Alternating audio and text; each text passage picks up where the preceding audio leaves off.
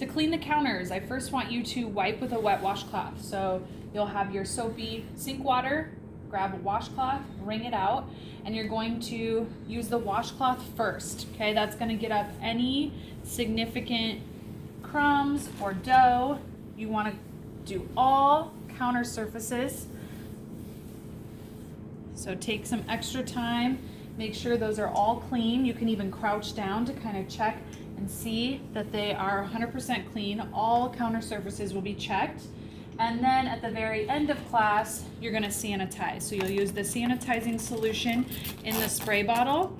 This does contain bleach. We don't spray it at anyone. All this does is it kills bacteria. So you need to do the wet washcloth first, and then this you'll go through and it will kill any remaining bacteria and leave the counters nice and clean and then dry as well. So notice I didn't spray too much.